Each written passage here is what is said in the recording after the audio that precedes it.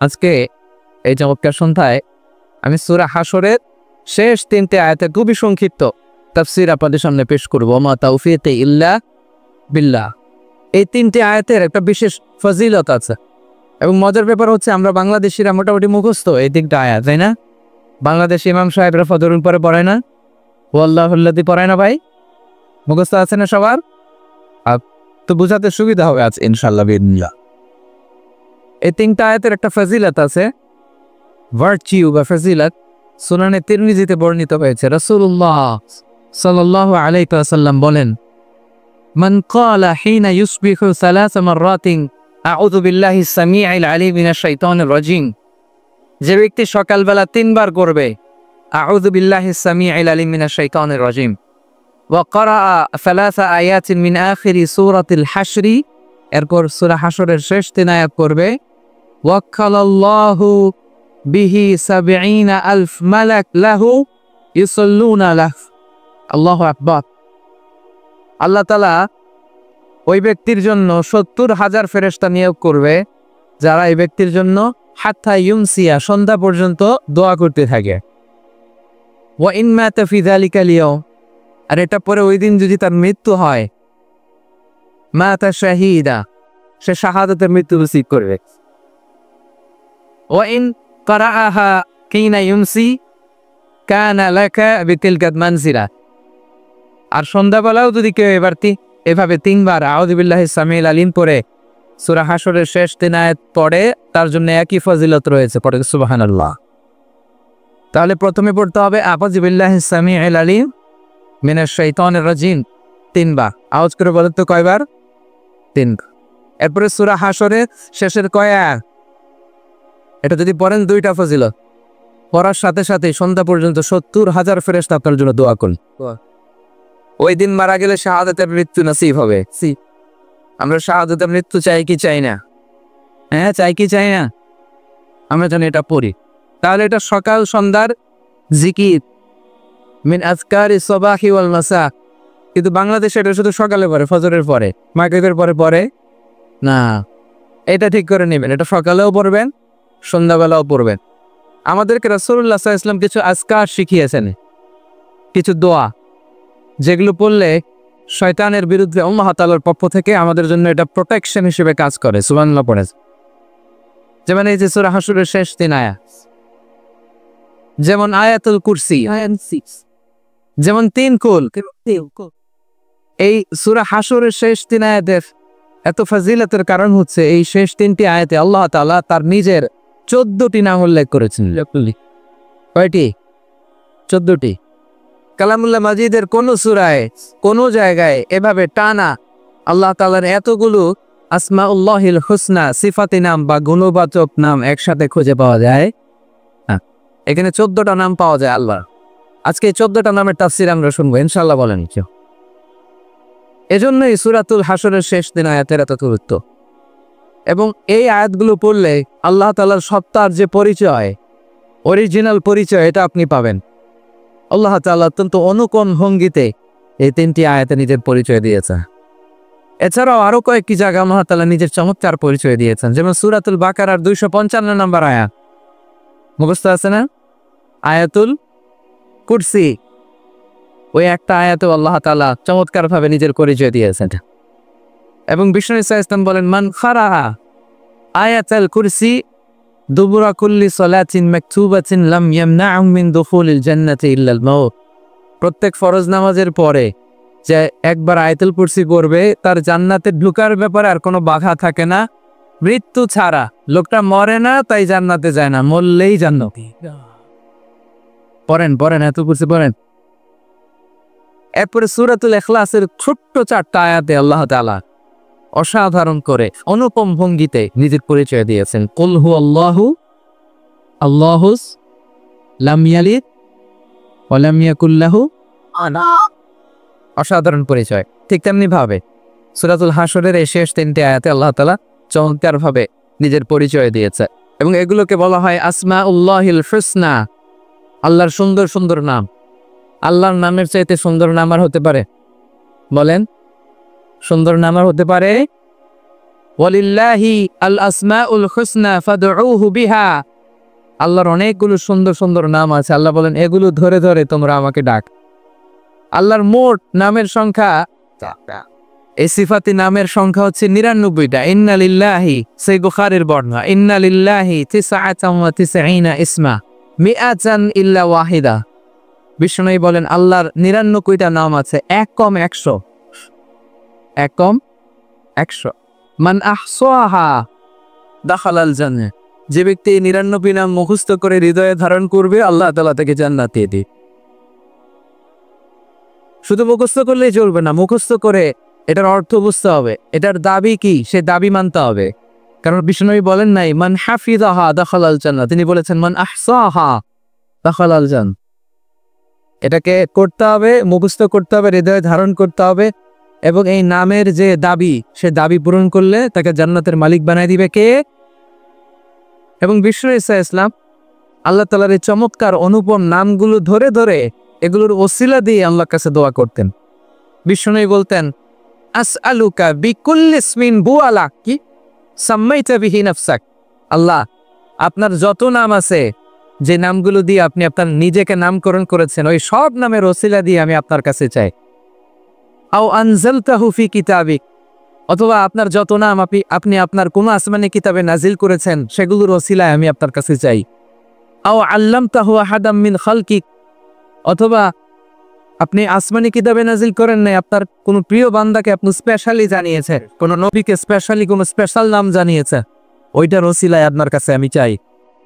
আও ইস্তাসারতা বিহি ফি ইলমিল গায়বি ইনদাক, অথবা আপনার যেই নাম কোরআনেও নাই, হাদিসেও নাই, কোনো নবী ওলিরেও জানান নাই, এই নাম শুধু আপনি জানেন, দুনিয়ার কেউ জানে না, ওই নামগুলোর ওসিলা তো আপনার কাছে চায়। সুবহানাল্লাহ পড়বেন না? তার মানে বিষ্ণু ঈসা ইসলাম আল্লাহর নামগুলো ধরে ধরে দোয়া করতেন। আজকে আমরা এই 14টা নামের তাফসীর শুনবো ইনশাআল্লাহ বিইজনিল্লাহ।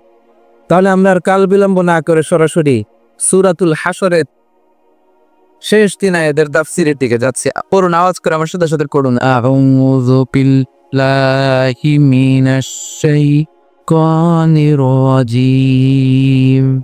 বিসমিল্লাহির রহমানির রহিম। ওয়াল্লাহুল লা ইলাহা ইল্লাহু আলিমুল গায়বি ওয়াশ শাহাদাতি হুয়ার রহমানুর রহিম। সুবহানাল্লাহ পড়েন। ওয়াল্লাহুল্লাযী লা ইলাহা ইল্লাহু, ওয়াল্লাহ, তিনি হচ্ছেন আল্লাহ। লা ইলাহা ইল্লাহু, তিনি ছাড়া কোনো ইলাহ নাই, কোনো মা'বুদ নাই। আলিমুল গায়বি ওয়াশ শাহাদা, তিনি দৃশ্য জগতের জ্ঞানও রাখেন, অদৃশ্য জগতের জ্ঞানও রাখেন। হুয়ার রহমানুর রহিম, তিনি মেহেরবান, তিনি দয়ালু। সুবহানাল্লাহ পড়ে। তাহলে আল্লাহ নিজের পরিচয় প্রথমে দিলেন আল্লাহ দিয়ে, তিনি বললেন বু আল্লাহ, তিনি হচ্ছেন আল্লাহ। আওয়াজ করে বলেন তো তিনি কে? আল্লাহ নামটা ডাকতে আপনাদের কেমন লাগে? ভালো লাগে? তাহলে আওয়াজ করে আল্লাহরে ডাকেন তো, বলেন ইয়া আল্লাহ। আওয়াজ তুলে করো, ইয়া আল্লাহ, ইয়া আল্লাহ। এটা এমন নাম যে নামকে 1000 বছর ধরে 1000 কোটি মানুষ জপেছে, ঠিক কিনা? এটা এমন নাম যে নাম জপলে হৃদয়ের মধ্যে প্রশান্তির হাওয়া বয়, ঠিক কিনা? কি সুন্দর নাম আল্লাহ। আল্লাহ বললেন হু আল্লাহ, তিনি হচ্ছেন আল্লাহ। এটা আল্লাহর জাতি নাম, সত্তাগত নাম, আসল নাম। হাহু, আমার নাম রাখছে আমার বাবা, আপনার নাম রাখছে আপনার দাদা, মোস্তাফিজ ভাইয়ের নাম রাখছে ওনার দাদা। আল্লাহর নাম রাখছে কে বলো? হ্যাঁ, আল্লাহর বাবা দাদা আছে? লাম ইয়ালিদ ওয়া লাম ইউলাদ, জন্ম দেয়ও নাই, জন্ম নেয়ও। আল্লাহ বলে যেহেতু জন্ম নেই নাই, দেই নাই, বাপ নাই, দাদা নাই, আমার নাম আমি নিজেই রেখে দিয়েছি। নামটা কি? আওয়াজ করে বলুন, নামটা কি? যত জায়গায় আল্লাহ তাআলা পরিচয় দিয়েছেন এভাবে বলেছেন বু আল্লাহ, তিনি হচ্ছেন আল্লাহ। তিনি কি? আবার বিভিন্ন জায়গায় আল্লাহ তাআলা বলেছেন নিশ্চয়ই আমি আল্লাহ, ইন্নানি আনাল্লাহু লা ইলাহা ইল্লা আনা ফা'বুদনি ওয়া আকিমিস সালাতা লিযিকরি, নিশ্চয় আমি হলাম আল্লাহ। তিনি কে? ইন্নানি আনাল্লাহ লা ইলাহা ইল্লা, আমি আল্লাহ, আমি ছাড়া কোনো ইলাহ নাই। এক ইলাহ, তিনি প্রথম, তিনি শেষ, তিনি প্রকাশ্য, তিনি গোপর। যখন কেউ ছিল না তখন ছিল কে? যখন কেউ থাকবে না তখন থাকবে কে? তিনি সূচনাহীন, অতীত থেকে আছেন, তিনি শেষহীন, ভবিষ্যৎ পর্যন্ত থাকবেন। হুয়াল আউয়াল হুয়াল আখির, তিনি প্রথম, তিনি শেষ, ঠিক কিনা? এজন্য রব্বুল আলামিন বলেন হুয়াল আউয়াল ওয়াল আখির ওয়াল যাহির ওয়াল বাতিন ওয়া হুয়া বিকুল্লি শাইইন আলিম। আল্লাহ বলেন আমি প্রথম, আমি শেষ, আমি প্রকাশ্য, আমি গোপন, আমার আগেও কেউ নাই, আমার পরেও কেউ নাই। তিনি কে? প্রথমে আল্লাহ আল্লাহ, শেষেও আল্লাহ আল্লাহ, আকাশে আল্লাহ আল্লাহ, জমিনে আল্লাহ আল্লাহ। পড়েন, প্রথমে আল্লাহ আল্লাহ, শেষেও আল্লাহ আল্লাহ, আকাশে আল্লাহ আল্লাহ, জমিনে আল্লাহ আল্লাহ। নিখিল জাহান গাই গুণগান তার নামে গাই, আমরাও পারি তাআলা, হামদে পারি তাআলা। সুবহানাল্লাহ পড়ে। ওয়াল আউয়াল ওয়াল আখির ওয়াল যাহির ওয়াল বাতিন, তিনি প্রথম, তিনি শেষ, তিনি প্রকাশ্য, তিনি গোপন। ওয়াল্লাহুল্লাযী লা ইলাহা ইল্লাহু, আল্লাহ বলেন তিনি আল্লাহ, যিনি ছাড়া কোনো ইলাহ নাই। আমাদের ইলাহ কয়জন? আওয়াজ করে বলতে হবে, ইলাহ কয়জন? ওয়া ইলাহুকুম ইলাহু ওয়াহিদুন লা ইলাহা ইল্লাহু, তিনি এক ইলাহ, একাধিক ইলাহ আমাদের ধর্মে নাই, ঠিক কিনা? ইলাহু ওয়াহিদ, এক ইলাহ। এক ইলাহ হইলে আমাদের জন্য সুবিধা বেশি না ইলাহ বেশি হইলে সুবিধা বেশি? বলেন তো। আমার মালিক একজন হইলে ভালো না তিনজন হইলে ভালো? একজন হইলে তিনি যা বলে ওইটা মানলেই হয়েছে, ঠিক কিনা? ওনার মন যোগায় চলতে পারলেই হয়েছে, ঠিক কিনা? তিনজন যদি হয়, হ্যাঁ, ঝামেলা আছে না নাই? একজন বলবে এটা করলি না কেন, উনি বলবে এটা করলি না কেন, সে বলবে এটা করলি না কেন। না, আমাদের এক খোদা, এক ইলাহ, তারে খুশি করতে পারলে আমাদের সব হয়ে গেল। চিল্লায় বলেন ঠিক কিনা? এজন্য রব্বুল আলামিন বলেন লাম কানা ফীহিমা আলিহাতুন ইল্লাল্লাহু লাফাসাদাতা ফাসুবহানাল্লাহি রাব্বিল আরশি আম্মা ইয়াসিফুন। এই আকাশ আর জমিনের মধ্যে যদি এক ইলাহ না থেকে অনেকগুলো ইলাহ হতো, তাহলে আকাশ জমিন মুহূর্তের মধ্যেই ভেঙে পড়তো। তোমরা আল্লাহর নামে যে সমস্ত কথা রটাও, সেগুলো থেকে আল্লাহ অনেক পবিত্র। সুবহানাল্লাহ। আকাশ জমিনে এক আল্লাহ না থেকে দুই আল্লাহ, তিন আল্লাহ হইলে ভেজাল আছে না নাই? দেখেন এখন গোটা বসুন্ধরা কি চমৎকার একটা ব্যালেন্স, মাল্টি ডাইমেনশনাল ইউনিভার্স, কত চমৎকার। সকালবেলা সূর্য ওঠে, দিন শেষে সূর্য ডোবে, বৃষ্টি নামে, ঝর্ণা পড়ে, দিন গড়িয়ে মাস আসে, মাস গড়িয়ে বছর আসে। গোটা বিশ্বের এই যে ইকোলজিক্যাল ব্যালেন্স, এই যে ভারসাম্য, এর মধ্যে কোনো পরিবর্তন আছে? নাই। কারণ ইলাহ কয়জন? লাউ কানা ফীহিমা আলিহাতুন ইল্লাল্লাহ লাফাসাদাতা। আকাশ আর জমিনে এক ইলাহ না থেকে যদি একাধিক হতো, এই বিশ্ব ব্যবস্থা ভেঙে খানখান হয়ে যেত, ঠিক কিনা? তাহলে হুয়াল্লাহুল্লাযী লা ইলাহা ইল্লাহু, তিনি ছাড়া কোনো ইলাহ নাই। তাহলে আওয়াজ করে বলতে হবে আমাদের ইলাহ কয়জন? আল্লাহ এভাবে নিজের পরিচয়টা শুরু করলেন সূরা হাশরের শেষ 3 আয়াতে। তিনি হলেন আল্লাহ, তিনি ছাড়া কোনো ইলাহ নাই, তিনি হলেন এক ইলাহ, এক মাবুদ। তিনি ছাড়া একাধিক ইলাহ বলে গোটা বিশ্ব ব্যবস্থা ভেঙে যেত, খানখান হয়ে যেত। এরপরে তিনি বললেন আলিমুল গায়বি ওয়াশ শাহাদাতি হুয়ার রহমানুর রহিম। আলিমুল গায়বি ওয়াশ শাহাদা, the knower of seen and unseen world, the knower of open and secret। যেটা ওপেন এটাও তিনি জানে, যেটা সিক্রেট ওইটাও জানে, যেটা সিন দৃশ্যমান ওইটাও জানে, যেটা আনসিন দেখা জানা ওইটাও জানে। সুবহানাল্লাহ। আমাদের কাছে যেটা জানা দৃশ্যমান এটাও জানে, আমাদের কাছে যেটা অজানা অদৃশ্য ওইটাও জানে। আসলে ইলমুল গায়ব এটা আল্লাহর জন্য না, এটা আমাদের দিক থেকে ইলমুল গায়ব। তার জন্য কোনো গায়েব নাই, তার জন্য সব শাহাদা, তার জন্য সব হায়াদের। তিনি মহাবিশ্বের শুরু থেকে শেষ পর্যন্ত এট এ গ্ল্যান্সে একবারে দেখেন, চিল্লায় বলেন ঠিক কি না? অতীত, বর্তমান, ভবিষ্যৎ এটা আমাদের জন্য। আল্লাহর জন্য অতীত আছে, বর্তমান আছে, ভবিষ্যৎ আছে। সেই মহাবিশ্বের শুরু থেকে শেষ পর্যন্ত তার কাছে সমান। আমরা যে বলি ইলমুল গায়েব, অদৃশ্যের খবর, এটা ফ্রম আওয়ার সাইড, আমাদের দিক থেকে ইলমুল গায়েব। আল্লাহর জন্য আবার কিসের ইলমুল গায়েব? আল্লাহর জন্য কোনো ইলমুল গায়েব নাই। কোরআনে যত জায়গায় ইলমুল গায়েবের কথা আছে, এটা আমাদের দিক থেকে চিন্তা করে বলা হয়েছে, আমরা যাতে বুঝি। কারণ আমাদের কাছে অনেক কিছু অজানা, আমাদের কাছে অনেক কিছু অজানা। আমার পিছনে কি চলতেছে ওইটাই আমি দেখি না, ঠিক কিনা? আপনি আপনার নিজ চোখে আপনার পিঠ দেখছেন? পিঠ কথা বলে না। আয়নার সাহায্য ছাড়া, আয়নার সাহায্য ছাড়া আপনি আপনার পিঠ দেখছেন? হ্যাঁ, দেখেন নাই। কত কিছু আমাদের অজানা, আমি আমার নিজেরই যে দেখলাম না ঠিক মতো। হ্যাঁ, আয়নার সাহায্য ছাড়া আপনি আপনার চোখ দুইটা দেখছেন? কাতারের ভাইয়েরা উত্তর করেন। আয়নার সাহায্য ছাড়া আমার চোখ না, আমার চোখ তো দেখতেছেন, আপনার চোখ আপনি আয়নার সাহায্য ছাড়া দেখেছেন কবু? আয়নার সাহায্য ছাড়া আপনার পিঠ কেমন দেখেছেন কখনো? না। তার মানে অনেক কিছুই আমাদের অজানা। আল্লাহ তাআলা হচ্ছেন আলিমুল গায়বি ওয়াশ শাহাদা, দৃশ্য জগৎ, অদৃশ্য জগৎ সব তার জানা। সিন, আনসিন, ওপেন, সিক্রেট সব তার জানা। আর এই জানতে তার কোনো মাধ্যমের প্রয়োজন হয় না, চিল্লায় বলেন ঠিক কিনা? আমার আপনার জানার জন্য মাধ্যমের দরকার আছে না নেই? জানতে হলে উস্তাদের পদপৃষ্ঠে বসতে হয়, পায়ের কাছে বসতে হয়, শিখতে হয়। জানতে গুগলে সার্চ করতে হয়।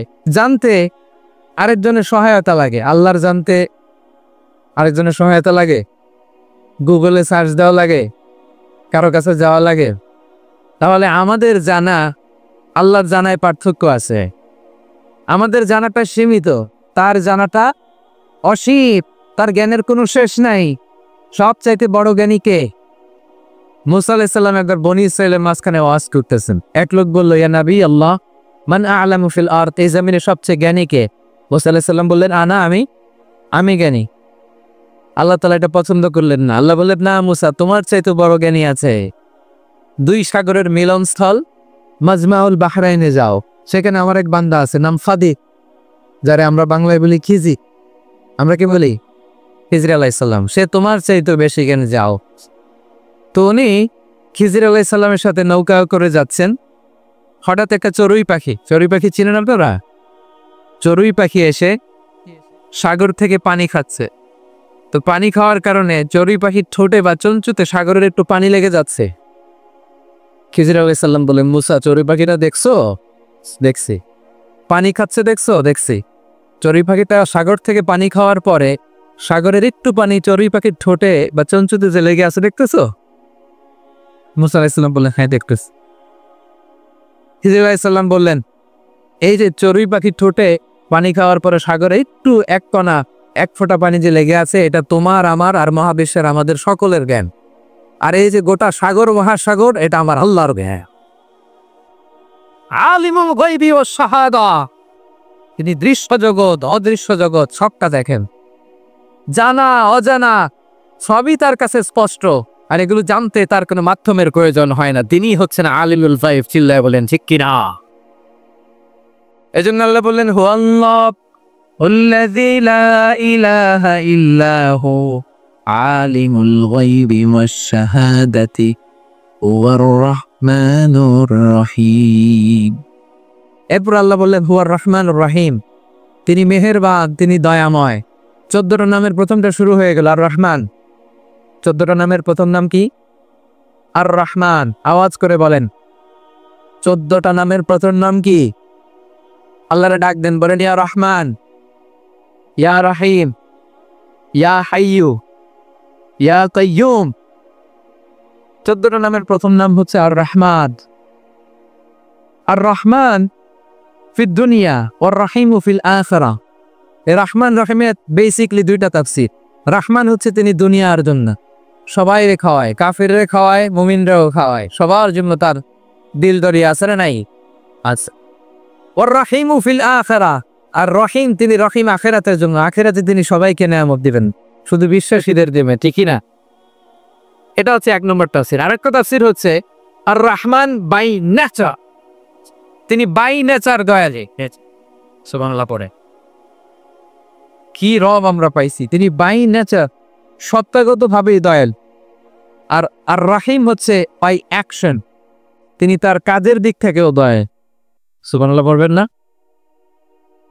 তাহলে তিনি হলেন আর রহমান। রহমান আল্লাহর সবচাইতে গুরুত্বপূর্ণ নাম। আল্লাহ নামের পরে 99 নামের মধ্যে সবচাইতে গুরুত্বপূর্ণ নাম হলো আর রহমান। এজন্য রব্বুল আলামিন এখানে আর রহমান দিয়ে শুরু করেছেন।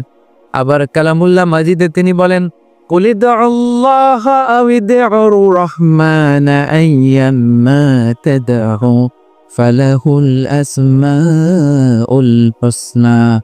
আমাকে তোমরা আল্লাহ বলে ডাকো, আমাকে তোমরা আল্লাহ বলে ডাকো কিংবা রহমান বলে ডাকো, কোনো সমস্যা নাই, আমার অনেকগুলো সুন্দর সুন্দর নাম রয়েছে।